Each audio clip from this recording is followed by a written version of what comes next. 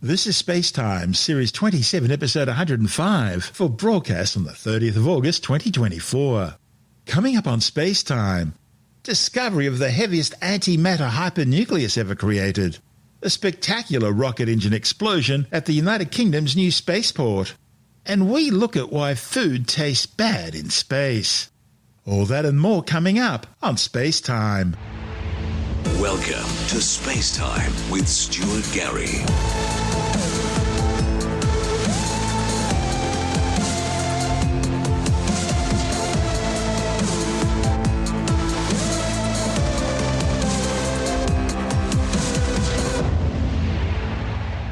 Physicists with the STAR collaboration have for the first time ever observed a new antimatter hypernucleus known as anti-hyperhydrogen 4. The new particle was created at the US Department of Energy's Brookhaven National Laboratory's RHIC relativistic heavy ion collider. The experiments, reported in the journal Nature, represent the most massive antimatter hypernucleus ever discovered. It's an important scientific advancement on our journey to try and understand one of the most basic questions of the universe. There's almost no difference between matter and antimatter other than their electrical charge. See, current physics assumes that the properties of matter and antimatter are symmetrical and that equal amounts of both matter and antimatter were created at the birth of the universe in the Big Bang 13.8 billion years ago. However, there's a problem. You see, matter and antimatter annihilate each other when they come into contact. And so the universe and everything in it should have quickly disappeared in a blinding purple flash of gamma radiation microseconds after it formed. Yet for some reason, it clearly didn't, and we live in a universe full of matter rather than one full of antimatter. And scientists have no idea why that's the case. Some physicists speculate some mysterious physical mechanism caused annihilation of most of the matter and antimatter, but for some reason 1 in 10 billion matter particles survived. And it's these particles which form the matter universe we see today. In today's matter-dominated universe, antimatter is extremely rare because it is easily annihilated by surrounding matter. Artificially producing antimatter is difficult.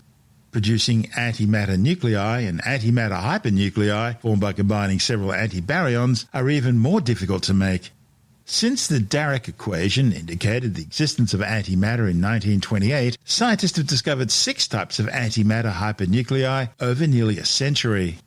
And this is where the relativistic heavy ion collider at Brookhaven comes in. It's designed to accelerate heavy ion particles in beams to nearly the speed of light, and then make them collide.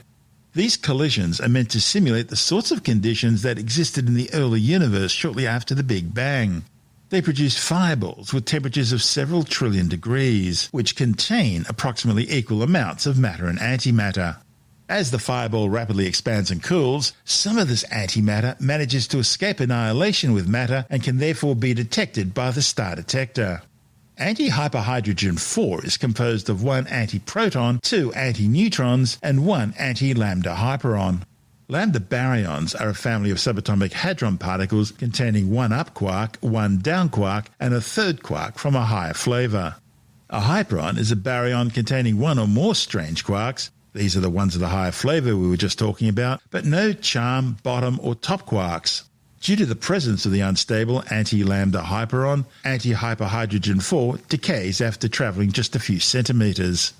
After analysing experimental data from approximately 6.6 billion heavy ion collision events, the authors were able to reconstruct anti-hyperhydrogen 4 from its decay products, anti-helium 4 and a pi meson, identifying a signal for around 16 anti-hyperhydrogen 4. The pi meson, or pion for short, is the lightest meson and an important component of cosmic rays, existing in 3 forms based on charge.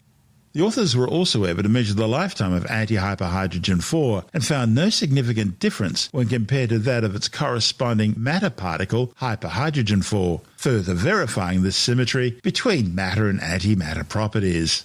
This is SpaceTime. Still to come, a spectacular rocket engine explosion on Britain's new spaceport, and we look at why food tastes so bad in space. All that and more still to come on SpaceTime.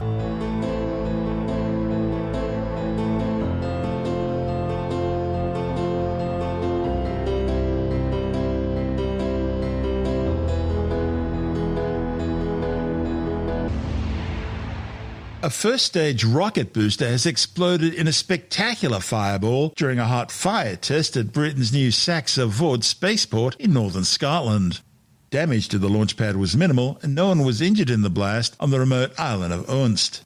The booster was being tested by the German rocket manufacturer Rocket Factory Augsburg, which hopes to undertake Britain's first vertical rocket launch into orbit from the complex later this year. The failure comes 3 months after the company carried out a successful engine test at the same site. Saxe-Vord is the first licensed vertical spaceport in Britain. This SpaceTime. Still to come, why food tastes so bad in space. And later in the science report, a new study reports that 5% of people are consuming products that are potentially toxic to their livers. All that and more still to come on SpaceTime.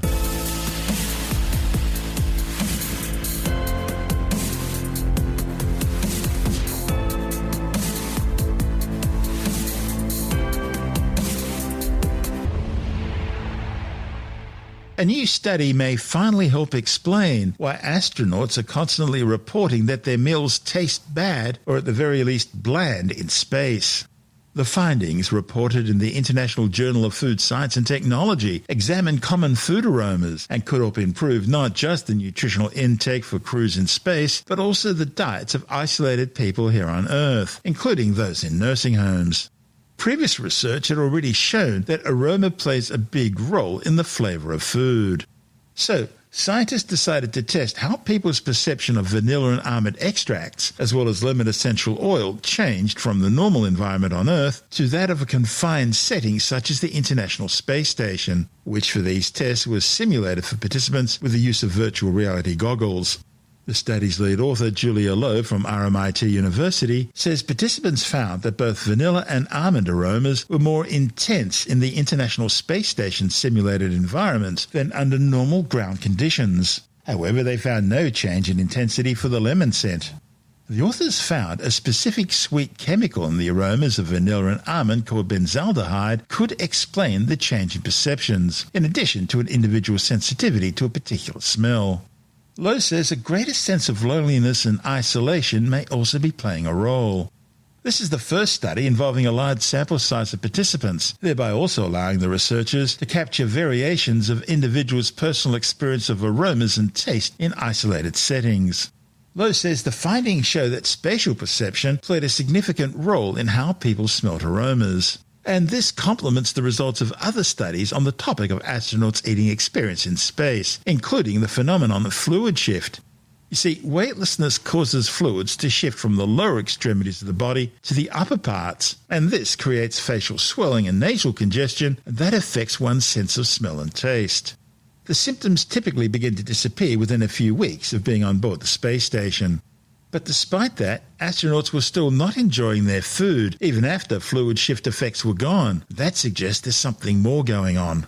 Former astronaut instructor and co-researcher Gail Isles, also with RMIT, says that despite carefully designed diet plans, astronauts aboard the space station were simply not meeting their daily nutritional requirements, something which is dangerous on any long-term mission. And with upcoming manned Artemis missions likely to involve long-duration space flights, especially when people go to Mars, that presents a serious concern. So scientists need to understand the problems with diet and food and how crew can better interact with their meals.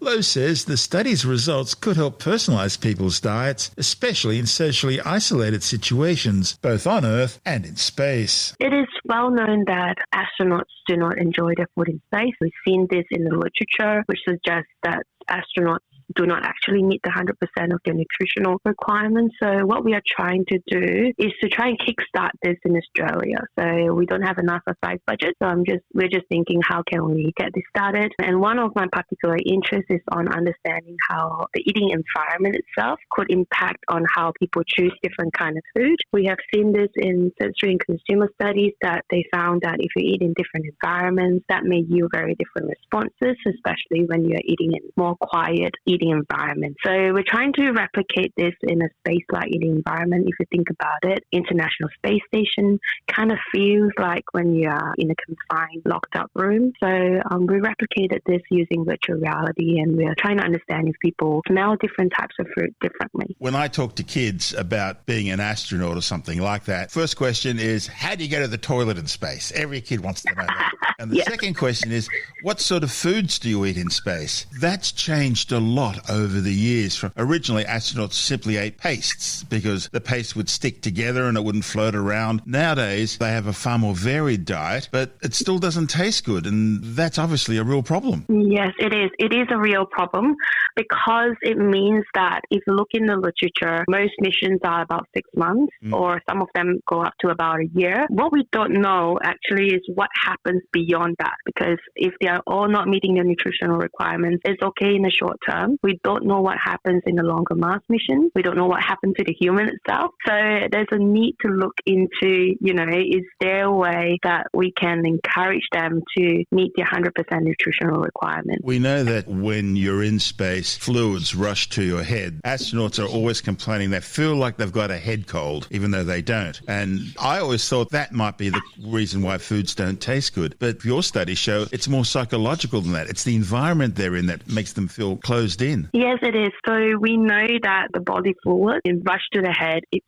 sort of like you're having a cold. So when you're having a cold, it blocks your senses of your ability to smell, so you're only tasting the food. So that's why when we're having a cold, food normally doesn't taste good because you're only tasting the 5 flavors, like the 5 tastes, essentially. Yes. So what happens is that it's also found in literature with the body fluid movement. It's suggested that after 4 days to about 2 weeks, the body should do the job to be able to regulate this. But what we've seen in the data, like if we look in the papers on nutrition research or space, they're still not eating food in the 6 months or longer term mission. So it suggests that there's something else going on there. And it's not just the body fluids will play a factor, but what we are interested in is to understand what other things are happening in there. And this is where the idea of improved smell comes into the whole thing. Yes.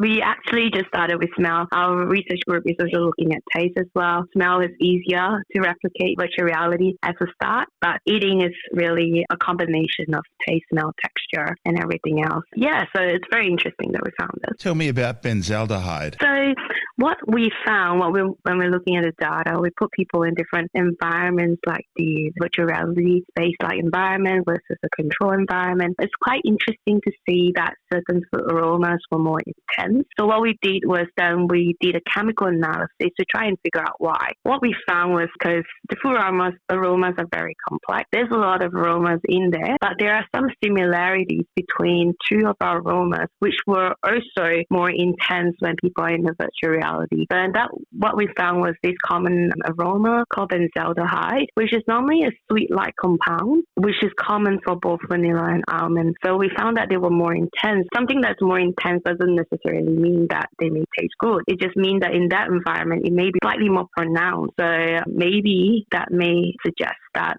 some people may not like their food in space. We had a reasonably large number, 54 participants. So normally in sensory science, if we want to look at differences between people, we need to look at about 30 people to see the individual variation because we are all different. And this is what we did. We ran the studies. We duplicated in different environments to see what are the differences in these different eating environments. And what did you find? We found that in the space-like virtual reality environment, participants were quite engaged in that environment, and they reported a low to medium intensity of loneliness in this environment. And that's kind of expected because these are healthy participants. So to be able to induce them to a low to moderate feelings of loneliness, it means that this could be a good measure to try and understand what's going on. And we also found that in this virtual reality environment, certain aromas were more intense in comparison to a controlled environment. Were you surprised to find the psychological impact being as strong as it was? The fact that putting on the virtual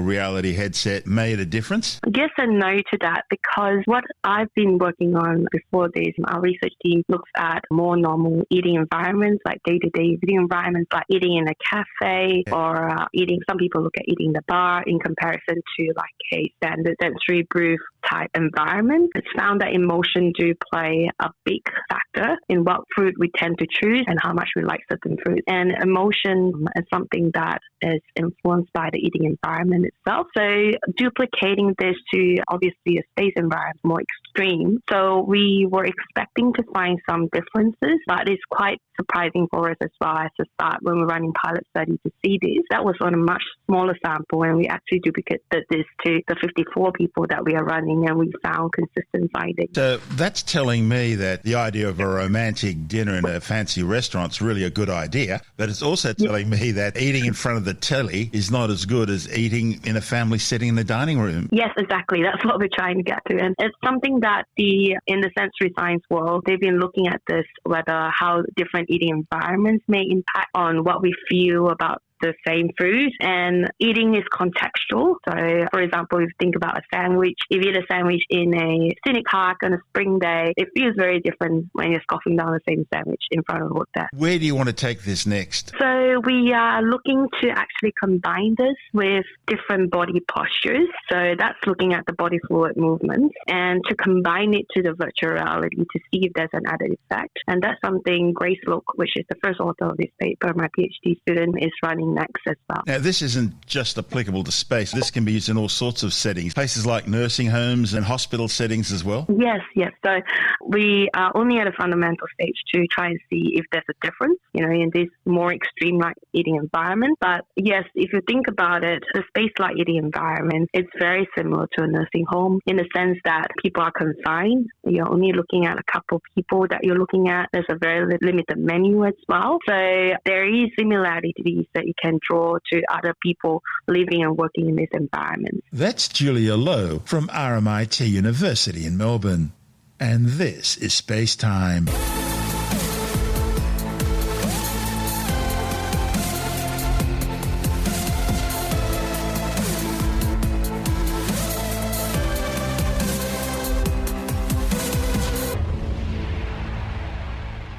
And time now to take another brief look at some of the other stories making news in science this week with the Science Report. A new study suggests that close to 5% of people are consuming products that are potentially toxic to their livers. The findings, reported in the Journal of the American Medical Association, are based on a survey of close to 10,000 people across the United States. The researchers found that 5% of people reported consuming either turmeric, green tea, ashwagandha, Garcinia cambogi, red yeast rice, or black cohosh products. The people who use these herbs tended to be significantly older, better educated, and more likely to have arthritis than other users. The authors warned that clinicians need to be made aware of the toxic liver issues that could arise from these mostly unregulated products. A new magnetic robotic glove has been developed by scientists to help people who need hand rehabilitation. A report in the journal Device claims the glove can solve problems with current options for hand rehabilitation, which are often costly and impractical. Engineers developed the glove to provide resistance by way of magnets, which can be used during exercise to help people regain strength in their hands. They say the gloves are inexpensive, customizable, and portable, allowing patients to use them both in a clinic and at home. The new gloves could help patients stick to their rehabilitation exercises more consistently, which would then improve their overall quality of life. A new study has found that your social position, including your job and income, is linked to your food preferences. A report in the British Medical Journal looked at the food and drink purchase records of 1,521 households, both in London and in the north of England. They analysed how people made daily food and drink purchases, as well as their self-reported use of food delivery apps and prepared takeaway meals. They also collected data on other factors, such as social position, income, and body mass index. The authors found that those in the lowest so-called social grade had more than double the odds of using food delivery apps compared to those in the highest group. And while there were no associations between weight and online grocery shopping, those who used food delivery apps were some 84% more likely to live with obesity and 45% more likely to be overweight compared to those who didn't use them. And the British results aren't unique. Similar results were also reported in Australia. While the study is observational and therefore can't prove cause and effect, the authors suggest grocery purchasing may depend on financial resources, while takeaway purchasing could be linked to culture and social groups. Food delivery apps could also be making it easier to make unhealthy food choices and therefore worsening health inequalities. The editor of the pop paranormal website Higgypop says he's a skeptic and the many ghost hunts he's been on haven't changed his opinion yet. Tim Mendham from Australian Skeptic says the editor's findings mirror his own experiences on ghost hunts and those of other science-minded investigators. This is an article written by the founder of the Higgypop paranormal website. It has a lot of interesting stuff and case studies and things, but it also has a lot of skeptical comments. And he said he's been on 100 ghost hunts, actually 101, in 71 different locations, a lot of them high-profile ghost hunting sites. And he says, and I'll quote him, "I'd experienced the same stimuli and psychological cues as the ghost hunters. I was sure I would experience the same things as those who reported paranormal activity at these places, even if it wasn't caused by the spirits of the dead. But exactly 101 investigations later, I've had none of this. Where are the creaking floorboards and the tricks of the eye, the doors slamming in a draft? It makes me wonder, what are these ghost hunters experiencing that they could be mistaking for the paranormal?" So he's basing it on his own experience, that he's done all these ghost hunts in often high-profile places at the right time, places where there's supposed to be hauntings reported every week, etc., and he goes there and sees nothing, and sees nothing, and sees nothing, and sees nothing. There's a few interesting events he's had, but he doesn't regard them as highly significant, and that perhaps they could be explained with further investigation. So he's a proponent of this stuff. At least he does promote the proponents of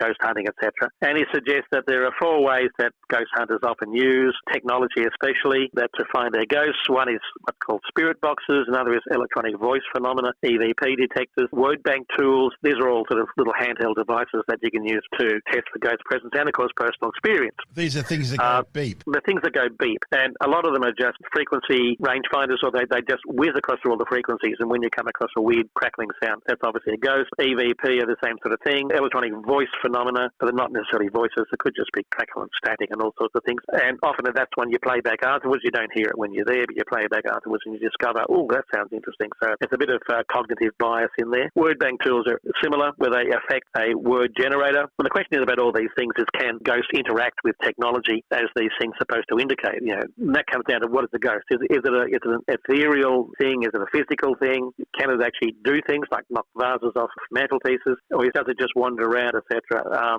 being ghostly? Personal experience is as much in the eye of the beholder as anyone else. He's been to these things. He hasn't had any personal experiences, and he knows, okay, that maybe he has to spend another 100 ghost hunts, whatever. But doing 100 is pretty good, pretty decent investigation, especially one particular haunted site, supposedly haunted site. He spent 40 hours in all up, and yet still didn't see anything. It can be sort of not good for your social life. I've been on ghost hunts. Most skeptics of a certain sort of level, if you like, have been on ghost hunts. The perfect ghost hunt is one at a haunted pub. That's exactly right, where there's a lot of spirits. And it's amazing how often, this is an interesting phenomenon. It's amazing how often old pubs in the UK are haunted. And you think, why? Is it the spirits, or is it because these pubs want a bit of publicity and to get people to come along, to actually have a few drinks and watch a glass fall off a counter? The glass falls off the counter because the counter's just a little bit wet, just wet enough to cause a loss of friction. And there's a wind or something blowing. You're just a spoil sport. The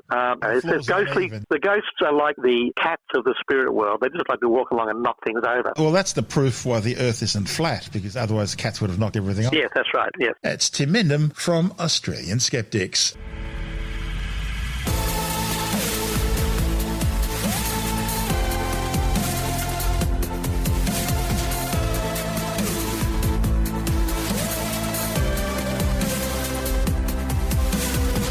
That's the show for now. SpaceTime is available every Monday, Wednesday and Friday through Apple Podcasts, iTunes, Stitcher, Google Podcast, Pocket Casts, Spotify, Acast, Amazon Music, Bytes.com, SoundCloud, YouTube, your favourite podcast download provider, and from spacetimewithstuartgary.com. SpaceTime's also broadcast through the National Science Foundation on Science Zone Radio and on both iHeartRadio and TuneIn Radio. And you can help to support our show by visiting the SpaceTime store for a range of promotional merchandising goodies.